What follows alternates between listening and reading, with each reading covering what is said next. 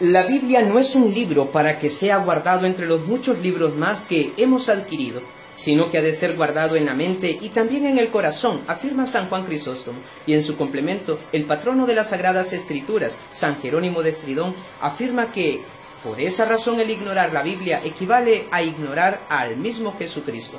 Es por eso que hemos de conocer a continuación el valor, la importancia del libro sagrado del cristianismo y uno de los libros más importantes e influyentes en la historia de la humanidad, sin importar el credo religioso que alguien profese e incluso si es creyente o no es creyente. Es por eso que estamos hablando de la Biblia, dicho por otros, Sagrada Escritura o Sagradas Escrituras. ¿Y por qué razón es referido así como tal? Pues por el hecho de que viene del griego biblios, que significa libros. De ahí que el ver o el andar una Biblia equivale a andar una biblioteca andante, por el hecho de que está conformado por 73 libros que están organizados en dos bloques, en Antiguo Testamento y Nuevo Testamento. Un Antiguo Testamento que comprende 46 libros que narran el anuncio de un Mesías, de un ungido de parte de Dios, que vendrá a ponerle fin a la muerte y al pecado, para que de esa manera revele la plenitud de la voluntad de Dios. El Nuevo Testamento, que conforma 27 libros, anuncia que se concretiza esa promesa divina en la persona de Jesucristo. Es por eso que los 73 libros contienen la historia de la salvación, contienen o narran el amor de Dios que crea, que redime y que santifica. Hermoso realmente lo que muestra este libro. De esta manera vemos que contiene particularidades este libro, entre ellas el hecho de que posee inerrancia, es decir, no se contradice. Asimismo que posee autoridad en sí mismo, por el hecho de que su contenido es palabra de Dios, es Dios mismo quien habla. También es original en cuanto que es el único libro en donde el autor, que es Dios mismo, dialoga con el lector y también con el que lo escucha como tal. Asimismo, vemos que la Biblia por eso se convierte en palabra del Dios único y palabra del hombre. Palabra del hombre porque el hombre es quien la escribe en su contexto cultural, histórico, como tal, pero es Dios mismo quien lo inspira. Es por eso que a la hora de poderlo leer hemos de pedirle al Espíritu Santo, al mismo Dios, que nos ayude a saber interpretarla, a poder asumirla, ya que Él es el autor de tal Sagrada Escritura. Asimismo, ha de hablarse de cuándo fue hecha la Biblia, y no hay precisamente un tiempo establecido, por el hecho de que sus diferentes libros son escritos en diferentes épocas históricas. De los más antiguos, algunos dicen que en el siglo XIII a lo mejor se empezó a escribir sus primeros libros, ya que a Moisés se le alude el hecho de que haya escrito algún fragmento de alguno de los 5 libros de la Biblia, que se le llama Pentateuco. Algunos otros afirman que en el siglo X, en el siglo IX a.C., en el reinado de David y de Salomón, se desarrolló mucho la literatura de Israel y sobre todo lo que es la literatura bíblica. También ha de hablarse de que en 3 idiomas originalmente fue la Biblia realizada, en hebreo, en arameo y en griego. El Antiguo Testamento en estos 3 lenguajes, ya que los deuterocanónicos, deutero que significa segundo y canónicos, segunda lista oficial, lograron ser aprobados en el canon que la Iglesia Católica realizó en el siglo IV después de Cristo.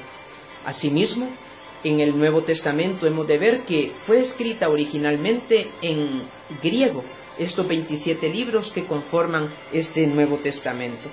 Hemos también de ver la importancia de cómo hay distintos géneros literarios en el contenido de la Biblia. Género literario es la manera de expresar esa verdad que se quiere transmitir. Entre esos géneros vemos el narrativo, que trata a través de la narración a través de mitos, a través de leyendas, de epopeyas, de novelas, de historia, contar esa verdad a transmitir. Está también el género profético, que a través de oráculos, de visiones, de vocaciones o llamados de ciertos profetas se nos hace ver la voz de Dios. También el género jurídico, en donde a través de normas, a través de leyes, de costumbres, de pactos, de censos, también se da a conocer esa verdad. El género poético, que es algo artístico, en donde a través de cánticos, de himnos o alabanzas, a través de oraciones, también se ve esa transmisión de verdad. También la literatura sapiensal, que viene de sabiduría, se da a conocer cómo esta sabiduría, a través de proverbios, de refranes, de referencias a la sabiduría y a lo contrario de ella, que es la necedad, de la justicia y la injusticia, de la verdad y de la mentira, en esa contraposición se hace ver la importancia de la sabiduría, que tiene como fuente el temor de Dios, es decir, el amor o respeto a Dios mismo, quien es la fuente de sabiduría. Asimismo, el género epistolar, que es a través de las cartas, ya sea dirigido a una persona, a un grupo de personas, o una carta abierta, tipo carta circular, que son las famosas cartas católicas. Asimismo, está el género evangélico, que significa buena noticia, en donde se nos da a conocer la buena noticia que Jesús da en sus palabras, en sus obras, en su estado de vida, de cómo Dios habla en Él, en su persona. En los 4 evangelios, como Lucas, Marcos, Mateo y San Juan, vemos precisamente esta buena nueva.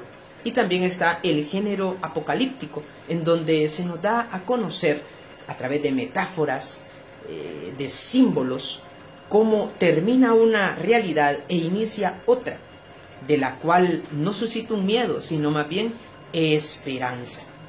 Por otra parte, en la Sagrada Escritura o Biblia, al poder conocer todo esto, vemos que con justa razón es comparada esta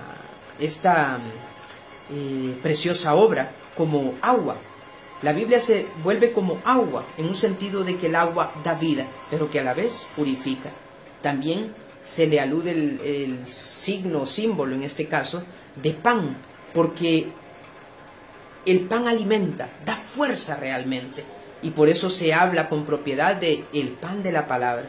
Es también como el cayado del pastor, porque tiene doble función. Con una, logra defender de las amenazas al rebaño. Con el otro, es también capaz de acercar, con aquel gancho, dicen algunos, o curva que tiene, acerca a las ovejas, acerca como tal a los que le escuchan, y a la vez tiene la función de sostenerse en los momentos de debilidad. También la Biblia es aquella espada de doble filo, porque con uno anuncia y con el otro denuncia para que corrijamos, en donde penetra íntimamente lo más profundo del hombre, porque la conversión inicia con una convicción de adentro hacia afuera, no en cambio con un sensacionalismo. También se habla de que la Biblia es luz, porque orienta, ilumina realmente las acciones que hemos de hacer. Y también la luz da calor, y este calor usualmente se expresa en ese calor fraterno entre unos y otros, sin importar que sea cristiano o no sea cristiano. Por esa razón todos somos hermanos en una humanidad, y desde la fe con mayor razón legítimamente. También la Biblia se vuelve ese camino, por el hecho de que la meta es la salvación, en donde se adquiere la santidad en esa militancia. También es aquel libro que se vuelve una brújula, porque orienta siempre el norte, orienta siempre el fin a llegar. Es también aquel libro que da las respuestas existenciales, en donde nos dice quiénes somos, qué hemos de hacer, para qué estamos en el mundo. Este libro donde nos da a entender cómo el quehacer desvela o nos dice el ser al que tendemos, al que vamos y al que realmente también somos, porque cada persona es imagen y semejanza de ese Dios creador, de ese Dios redentor, de ese Dios santificador, de ese Dios uno y a la vez trino, 3 personas en un solo Dios. De esta manera, abundando la riqueza de la Sagrada Escritura, vemos que también tiene muchas versiones. Las versiones son las maneras de presentar este contenido para que sea asumible, entendible al público al que es dirigido. Si bien es cierto, estas versiones tienen también repercusiones históricas, no es algo nuevo que la Iglesia Católica lo inventó, sino que ya se dio incluso entre los judíos. Cuando los judíos, que son los que viven en la parte de Judea, cuando estos fueron dispersos a lo que se les conoce como diáspora, los que vivían fuera de Palestina, al ser ellos inculturizados, sobre todo por la cultura helénica, eran de habla griega, a tal grado que la versión de los 70 nace en ese contexto en Alejandría, Egipto, y por eso los libros del Antiguo Testamento, de una manera especial los 39 originales escritos en hebreo, fueron escritos o pasados al griego, y luego los otros 7 libros que originalmente fueron escritos en griego, como los deuterocanónicos, se sumaron como tal a esa lista, porque también son inspirados por Dios, al menos así lo consideró la Iglesia Católica como tal. Sin embargo, en esta versión de los 70 vemos esa historia de cómo esta versión se aplicó ya en el primer pueblo, el pueblo de Israel, el pueblo judío. También estas versiones se aplicaron ya dentro de la Iglesia con San Jerónimo, quien de 3 idiomas que originalmente estaba compuesta la Sagrada Escritura, logró pasarlos a un solo idioma, que era la lengua vigente de aquel momento, el latín. De ahí la Vulgata, que viene de vulgos, pueblo, que significa la Biblia para el pueblo. Más adelante Martín Lutero en la Reforma Protestante, y junto a él otros más, van a pasar la Biblia a otros lenguajes. Lutero lo hará de latín al alemán, Calvino lo hará de latín al francés, y Enrique VIII lo hará de latín al inglés.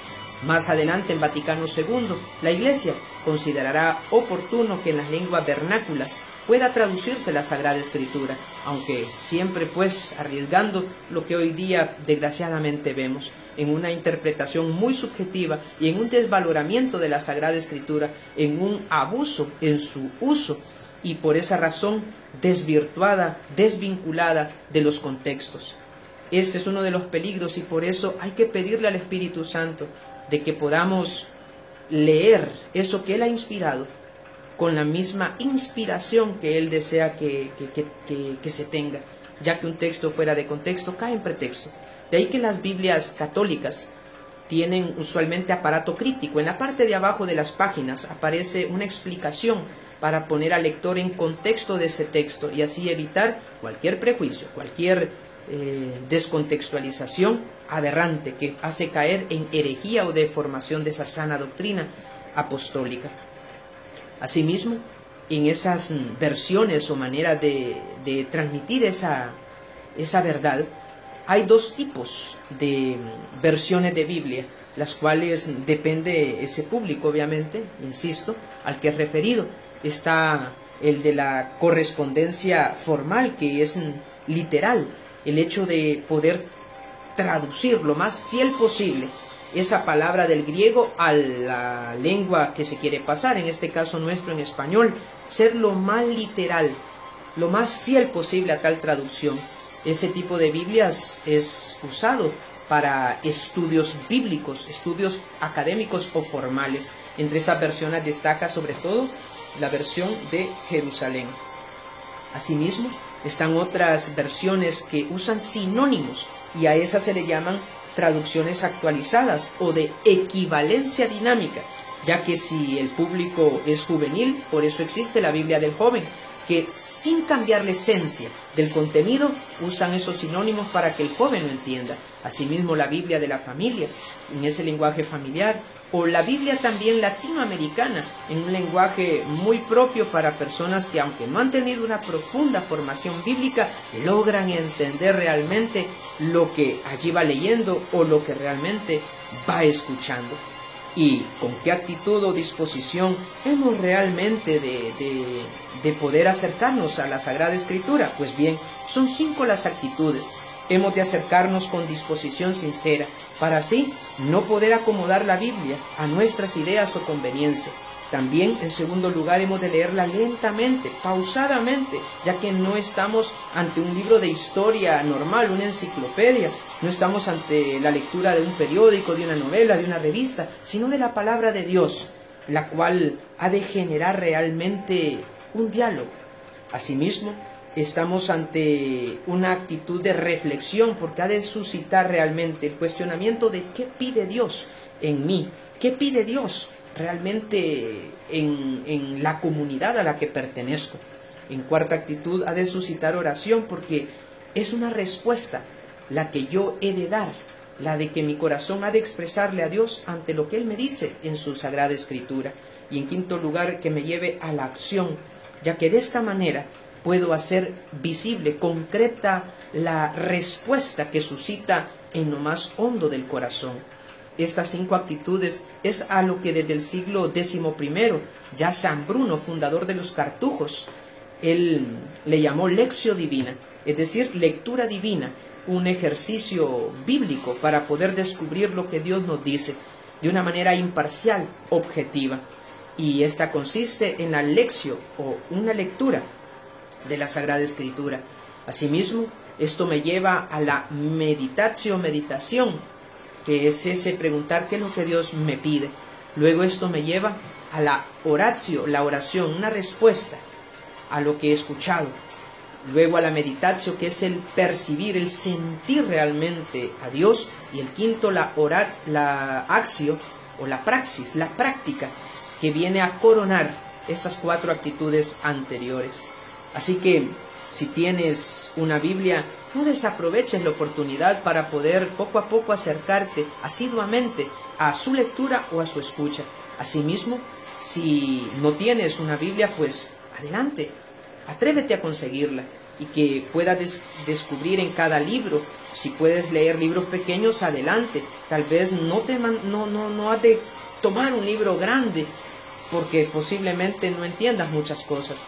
Si deseas la fe fortalecerla, empieza por uno de los evangelios y te aseguro que te dejará inquieto para poder leer otro tipo de género literario que en la Biblia te has de encontrar.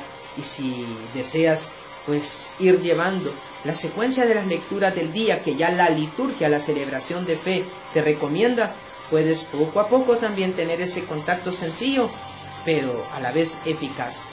La lectura de los libros cambia nuestra vida. Y si las lecturas de los libros normales tienen esa posibilidad, tienen ese efecto, ¿cuánto más no lo hace el libro de los libros, la Biblia o Sagrada Escritura?